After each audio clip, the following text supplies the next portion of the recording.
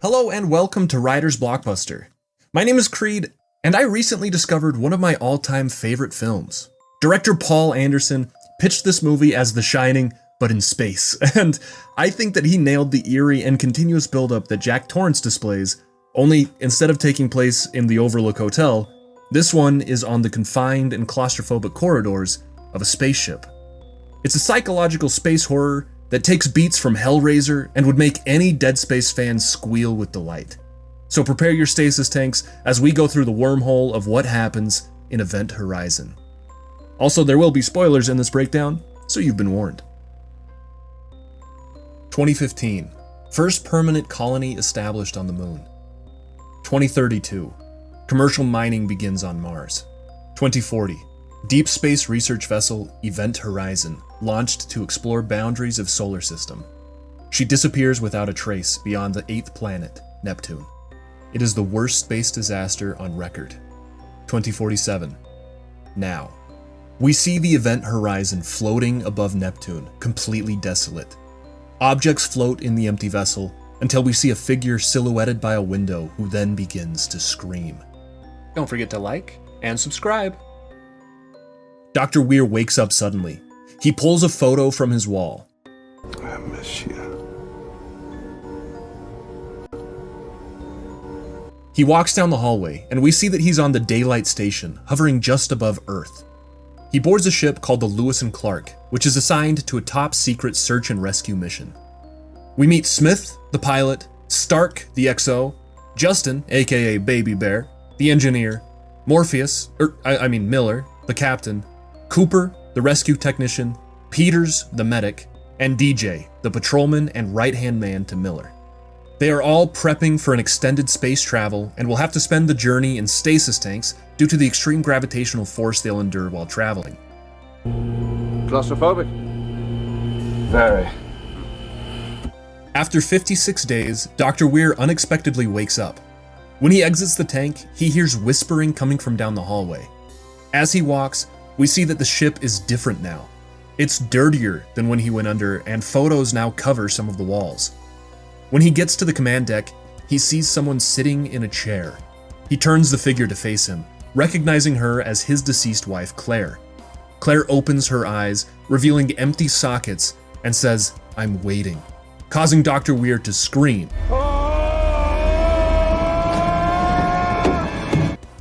Dr. Weir then wakes in the stasis tank thrashing. He stumbles out and is picked up by Peters and DJ, who tell him that disorientation after stasis is normal. Peters watches a video of her son Denny, feeling guilty for not being there as he's growing up. As the crew all join each other on deck, they're finally able to ask Dr. Weir the purpose of their mission.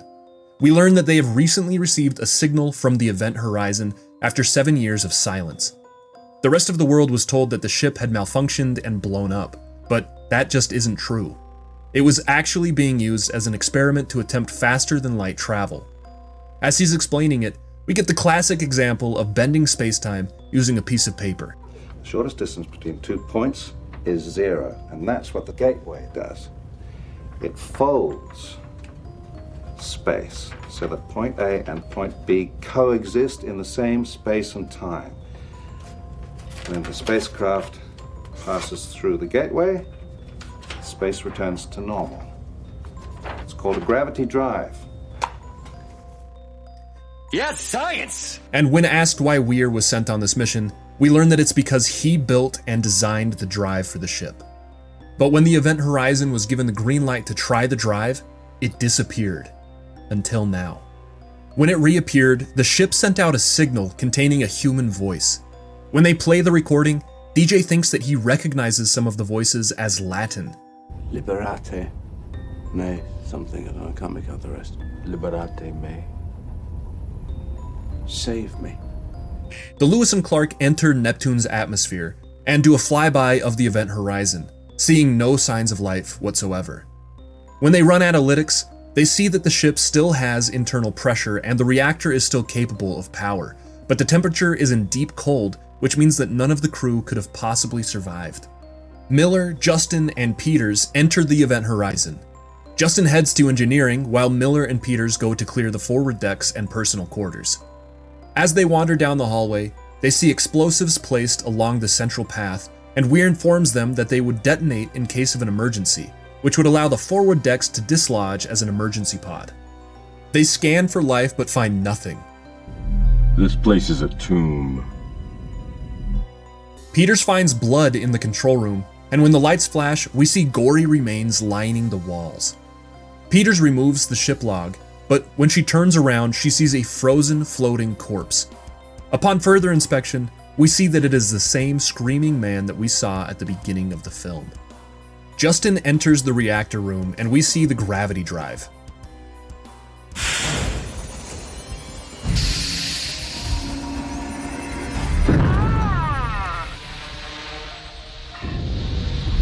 Justin's comms go offline as the drive activates. He approaches the drive, seeing a portal of black goop. Something grabs Justin and pulls him inside of the drive, sending a shockwave throughout the event horizon, so powerful that it shakes the Lewis and Clark, causing massive damage. Cooper goes after Justin as the rest of the crew get into the airlock. Cooper sees Justin reappear from the drive and pulls him to safety. Smith tells Miller that the Lewis and Clark is venting atmosphere. Miller orders everyone to board the event horizon, telling Peters to turn on the gravity and life systems, and when she does, the frozen corpse falls and shatters to the deck. We learn that the crew will only have enough breathable air for about 20 hours. Smith assesses the damage to the Lewis and Clark, but he thinks that he'll be able to repair it before the air runs out. Miller and Weir look at the gore-covered command deck and wonder what happened. Just as a note here, they never really acknowledged the gore beyond this. In post-production, the studio forced Anderson to remove about 30 minutes of film as they thought the runtime was too long and the rating would not meet their criteria. And as a result, the scenes where the crew discusses the bloody mess was removed, giving the crew an odd and eerie contentment with the bloody decorations. Cooper takes Justin to the medbay, where DJ and Peters try to figure out what's happened. He's unresponsive and nobody knows why. When Cooper tells Weir that he saw Justin exit the black goop, Weir says that's impossible because that would mean that the drive was active and the dimensional portal was open. He says that it's possible that small fragments of gravitational pull could have radiated from the drive, causing optical effects and causing the pulse that shook the ships. Dr. Weir then explains how the gravity drive works. Inside the core is a contained black hole that they tried to harness to bend and shift the dimension of space-time. Miller orders everyone to stay away from the gravity drive, despite Weir informing them that it's perfectly safe. But as Weir stares at the core, it almost seems as if he's drawn to it. Peters hears someone moving in the medbay. She radios the crew and finds that no one is down there with her. She approaches a covered operating table, seeing a hand slide along the inside, but when she pulls the cover off, she sees her son, Denny, his legs covered in wounds. DJ touches her shoulder, and when she turns back, she finds that it was all in her head. The crew watch the final Event Horizon ship log and see the former captain speak Latin moments before he commands them to fire up the gravity drive. But once they do, the log becomes jumbled and distorted. Peters thinks that she can run it through some filters to unscramble the data, but before they can, the power fluctuates and Weir realizes that the gravity drive is becoming active. Weir realizes that there's a short in the failsafe circuit and crawls in to check it out. In the medbay, Justin begins to seize, but when DJ tries to help, Justin suddenly sits up and grabs his face, mumbling the word darkness. Weir fixes the short circuit, but when he does, the lights flicker and he hears Claire's voice calling to him. Also, here we learn that his first name is Billy, which is the best name in the world because, that's my cat. Claire suddenly appears and demands that Weir stays with her forever. Back in the core room, Miller sees a burning man rise from the water beneath the core. The crew then gather on the command deck and discuss what they've been seeing. They think that it may be hallucinations caused by carbon dioxide poisoning, but Miller is adamant that it was real because not only did he see the burning man, but he could feel the heat radiating from the flames. Smith jumps at Dr. Weir, screaming that he's broken the laws of physics and now they are all paying the price. DJ grabs Smith from behind and holds a scalpel to his neck, warning him to calm down. But when Miller commands DJ to let go, DJ realizes what he's been doing and immediately lets the man go, seeming disturbed by his actions. Stark follows Miller through the hall and tells him her theory. She ran bioscans along the ship and found DNA and RNA from an unknown origin. She believes that the ship may be reacting to the crew's arrival. What are you telling me, that this ship is alive? You wanted an answer, and it's the only one I've got. Peters paces in the medbay, but as she does, Justin suddenly vanishes. She hears someone banging on the wall before the lights all around her explode. She sprints to the command deck, shutting the entryway behind her. DJ grabs her, trying to comfort Peters and calm her down, but suddenly something pounds on the steel door, indenting it inward. Dr. Weir seems to be in some kind of a trance as he wanders forward, muttering. He's stopped just in time when Stark grabs him and warns him to stay in control of himself. The alarms blare, informing the crew that someone has entered the airlock. They run and see Justin inside, not wearing a suit but overriding the system to allow him to open it. They radio Miller, who jumps into action, hoping to help from the outside. Justin turns to Peters and asks if they've been hearing something. He says there's darkness inside of him that's calling to all of them. They try to calm him down, but he's beyond rationality. If you could see the things I've seen, you wouldn't try to stop me. Justin then activates the decompression procedure, but the moment he does, he seems to snap out of the trance that he was in. Justin calls for help as his blood begins to boil and his eyes pop. The outer doors open, flinging the man into space. Miller then leaps forward and pulls him back into the airlock. The crew tend to Justin and place him into a stasis tank to stabilize him. They then try to discuss what he said about the darkness inside of him, but Dr. Weir walks away, clearly disturbed and seemingly hiding something. Miller follows Weir and demands answers. Weir tries to give a rational answer, but Miller doesn't believe a word he's saying. He realizes that the drive opens a gateway, but Weir doesn't know to where. He doesn't understand where the event horizon disappeared to or anything beyond how the drive works. He needs time to understand what's happening, but as the CO2 levels continue to rise, their time is running out. Miller hears someone scream his name, the voice seemingly coming from all around him. The voice begs for help, asking Miller not to leave it behind. God help us. Miller confides in DJ, telling him that the voice he's been hearing is one of the men that he lost on a mission long ago. You ever seen fire in zero gravity? It's beautiful. It's like liquid. It slides all over everything. Comes up in waves. And they just kept hitting him. Wave after wave. He was screaming for me to save him.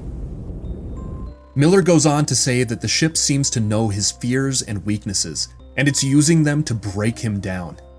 DJ then tells Miller that he's been listening to the distress signal and thinks that he misinterpreted the Latin.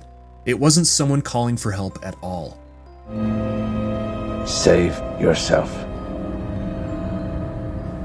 from hell. They both realize that if Dr. Weir's theories are true, then the ship has been beyond our universe and beyond all of our understandings of reality, and they wonder if it may have brought something back when it reappeared. Cooper calls and informs Miller that the Lewis and Clark is ready to be repressurized and should be ready to launch in about 20 minutes. On the command deck, Peters has successfully unscrambled the ship log. They see the former crew members all in torturous states, cannibalizing and fornicating with each other, to the point where they are literally ripping each other apart. This is another one of those scenes that got cut down. Anderson filmed full sequences, taking heavy inspiration from Hellraiser to give sexually disturbing and agonizing feelings to the audience. He stated that he's looked for the footage since the initial release and has wanted to do a director's cut of the film, but the footage was either stored in very poor conditions or lost altogether, leaving us to only imagine what kind of hell the crew truly went through. Miller says that they will depart shortly, but Weir argues with him, saying that they have yet to accomplish the mission they were sent here to do. The core activates again, draining power from the rest of the ship. Weir then tells Miller that they can't leave the ship because the ship won't let them. The doctor takes on a creepy disposition as he speaks. Get your gear and get back on the Lewis and Clark, Doctor, or you'll find yourself walking home. I am home. Peters retrieves the CO2 scrubbers, but as she's trying to leave, the core calls to her, and she sees her son walking down the hallway. We see in her eyes the same reflection that Weir had earlier, informing us that while the gateway may appear closed, it still has some power over the crew. Peters runs after her son, seeing him dart in and out of the core chamber. She walks towards her son when she suddenly falls, crashing through the spiked chute and landing in the pool beneath the core. Weir enters the chamber and sees the dead woman, and despite her lifeless state, we can see the gateway is imprinted on her now black eyes. Weir sees another vision of his wife, and we see the circumstances that led to her death. Weir was obsessed with finishing his work on the Event Horizon, to the point where Claire became desperate and ended her own life. Once his vision ends, we see Dr. Weir in the core chamber, scratching out his own eyes. Smith sees Dr. Weir enter and exit the Lewis and Clark, but when he calls to him, the doctor doesn't respond. Miller realizes that one of the explosives from the corridor is missing, and worries that the doctor may have planted it on the Lewis and Clark. Smith tears through the supplies until he finds the planted explosive, but when he finds it, there's no time.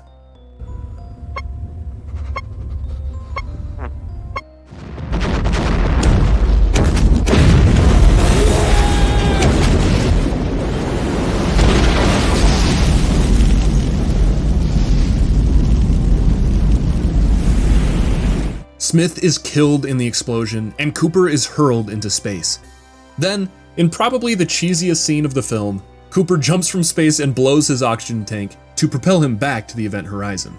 Miller calls DJ and informs him that Dr. Weir has killed Smith and Cooper and has blown up the Lewis and Clark. DJ arms himself, but the moment he turns around, he's grabbed by Dr. Weir and is thrown against the walls until he loses consciousness. Dr. Weir then cuts into the man and leaves. Miller sprints to the medbay and sees what's become of DJ. The man has been flayed open and hung from the ceiling by hooks. While we only get a brief look at the flayed man, originally Anderson spent more time showing what had become of DJ, but was forced to remove many of the clips to avoid an NC-17 rating. Miller arms himself with a bolt gun, which is just a nail gun, but for space, and begins to hunt down Dr. Weir. He enters the command deck and finds Stark unconscious. In a fun little detail, we see Miller open the pocket on his arm and retrieve some smelling salts. I love little things like this, showing the practicality of the suit and showing us that Miller is prepared for injuries like this that may occur in space travel. They clamber to their feet when the command chair rotates and we see what has become of Dr. Weir. Oh my God. What happened to your eyes? Where we're going, we won't need eyes to see. Dr. Weir has become enlightened, saying that the places the Event Horizon has been have reshaped and brought the ship to life. He activates the gravity core, giving a 10-minute timer until it's fully operational. Stark rushes at Weir, but is tossed to the side, and when Miller takes a step, Weir points the bolt gun at his chest. We see Cooper smash against the window outside, distracting Weir and causing him to shoot out the glass, which depressurizes the command deck. Weir tries to hold on, but the force is too strong and he's sucked through the ship's opening. Miller is able to grab a cable and pull himself through the steel doors, but when he turns around, he sees Stark struggling to pull herself in. He reaches forward and pulls her through the barrier moments before it slams shut. They hear the alarms as the forward airlock is pressurizing, but when the door opens, Cooper enters. They know they're not out of danger yet. As the gravity drive is still active, they plan to blow up the engineering deck and separate it from the forward decks to use them as a life pod, just as Weir said they could back at the beginning of the journey. Miller goes to manually arm all the explosives, commanding that they close the door behind him. Blood begins to fill the lights above the forward decks and then taints the water near the stasis pods. If you look really closely, you can see the gateway shining in the water's reflection.